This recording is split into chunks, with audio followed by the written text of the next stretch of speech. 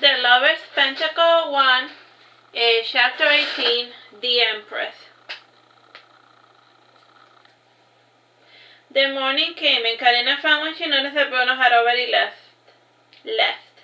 He was such an early bird. It preferred that he could wake up on time even without the alarm. Instead of a fattening breakfast, she found egg white omelets with a toast. Karina had to give her boyfriend an A for effort. Her lecture on cholesterol had created an immediate change. She opened the key spot that had Bruno's apartment key. She took the key and she added it to her own key set. Now she could visit Bruno whenever she felt like it. Karina went to work and during her lunch break she decided to visit Bruno's apartment. It was only a short drive away from her workplace, and since she only had 20 minutes left, she limited herself to vacuuming the floor and washing the few dirty dishes. On her way out of the apartment, she bumped into a stranger. "Pardon me, do you live in apartment 25B?" asked the green-eyed woman. "Yes, I live there with my husband," said Karina, marking her territory. "I see. I must have the wrong address," said the woman departing. The woman added internally, "Or maybe he moved without me." The woman thought, "Or maybe he moved without giving me the address." "Yes, you definitely had the wrong address, bitch," whispered Karina, being passive-aggressive. She reached into her purse to bring out her bunny plushie, and then she said to her doll, "We best stay on our toes, Nana." Karina drove back to her workplace, and her newest patient was a familiar face. After rattling her brain, Karina said, "You are Farley's kid. Your name is Oswald. What happened to you? Did the bullies beat you up?" "Is it that obvious?" said Oswald, who had a swollen eye, and he was bruised from head to toe. "My father told me to fight back and that they will leave me alone if I show them that I'm a man. Today I tried doing things his way, and this is the final result. I even got expelled for defending myself." "Maybe you should change schools," said Karina, examining the swollen eye.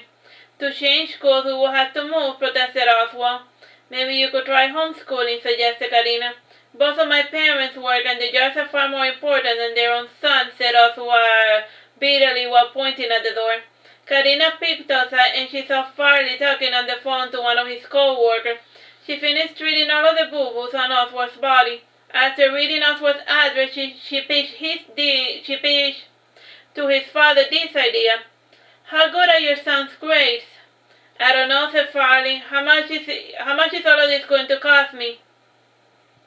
Karina wrote on her prescription pad, "If you bring the kid over to Mother's Clinic, we'll be able to give you a family discount." Farley was about to thank Karina, but the girl raised her finger to her lips. Changing the subject, she said, "That is for the insurance to decide. I am only a cog in the system. And I was looking at your son's charts, and I noticed that you live close to a really good charter school." "We can't afford it," said Farley. "You can afford to have your son getting beaten up on a regular basis." "I too went to public schools, and the bullies will be back, Mr. Farley, and in bigger numbers," said Karina. Farley looked at his wimpy son all beaten up. Even with Karina's medicine, the kid still looked like a mess. Farley was afraid to face his wife with a baby looking like this. Karina gave Farley the address to the charter school that Carl attended. The school went by the fanciful name Omega Academy. Farley left with his son in order to check out the new school, and Karina felt quite proud of her good deed for the day. Her workday came to an end, and when she arrived home, she smiled when she saw Bruno already inside waiting for her. In his hand, he had his middle school yearbook. Karina, giggling, went to the attic to dig up her own yearbook, and she fancied what it would have been like to go to school with Bruno. Karina sat on the couch with her man, and she looked through all of the pages in search of a kid that resembled Bruno. When she couldn't find him, Bruno flipped to the page that had his name and face. Karina laughed when she saw just how fat Bruno was as a child. "I was an unsightly beast, wasn't I?" commented Bruno dryly. "The type of beast that nobody gave a second glance to." "At least you had green eyes," said Karina. "I always had a weakness for guys with green eyes. So had we gone to school together, there is a good chance that I might have dated you." "Did Marley have green eyes?" asked Bruno. "Yes," said Karina, pouting. "And I brought this here to tell you a little something about myself, Karina. Like you, I had my heart broken at a very young age, and I got so enamored with a girl that I even gave her my grandma's wedding ring.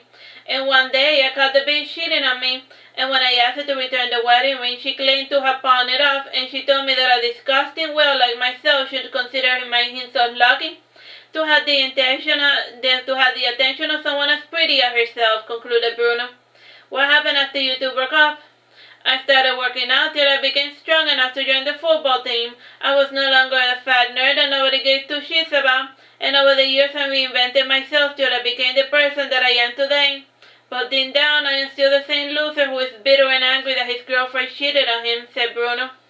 Karina began to bite with Bruno, and Bruno vented about his girlfriend Kathy while Karina ranted about Malik. At a certain point, Karina said, "You know what will make us feel better?" "What?" asked Bruno dryly. "We should hex them. Let's visit Nina to have her put a major curse on those bastards that cheated on us," said Karina, laughing sinisterly. "If you want to curse Malik, I won't stop you, and what I really want is my grandma's wedding ring. My grandma gave me the ring before she passed away, and she told me to give that ring to the person I loved the most, and I stupidly gave it away to a creature who was incapable of loving me," said Bruno bitterly while pacing the room, and his mouth had finally dropped while talking about the wedding ring. "I gave that slut my grandma's ring." Bruno slumped over the couch to soak, and this was the first time that Karina had seen true human emotions from her boyfriend.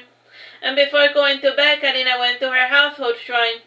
Karina had been raised as a Roman Catholic by her parents, though she had stopped going to church due to a curious incident that had occurred when she was 4. The priest had asked her to come to stage, and with her in front of the congregation, the priest went on to rant about her slutty outfit. The only person who had a problem with her dress was the perverted priest, who saw it fit to publicly shame a 4-year-old child who had no control over what she wore. Her father, furious, got into a shouting match with the priest, and from that moment on, Karina's family had stopped going to church. And even though her family had divorced themselves from the Catholic Church, they didn't stop being Catholic. Karina showed Bruno the little shrine that consisted of 3 Virgin Mary statues and a dozen saint statues, and in the center there was a little statue of St. Jude, the patron saint of lost causes. Karina lighted a candle for the saint, and she gave him a glass of water. "I get the candle, but why the glass of water?" asked Bruno. "Irina says that if you want the saints to hear your prayer, you must leave them a glass of water," explained Karina. "It is a Cuban superstition." "Does it work?" asked Bruno. "Now with that attitude, you have to believe that it's going to work," insisted Karina. "Let me rephrase my question. Have your prayers ever been answered, Karina?" asked Bruno. "Yes, duh. But sometimes I don't like the answers that the saints give me," said Karina. "Let's go to bed now, and do you mind if I pray before going to sleep?"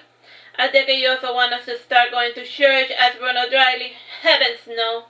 My family divorced themselves from the Catholic Church decades ago," said Karina, smiling happily.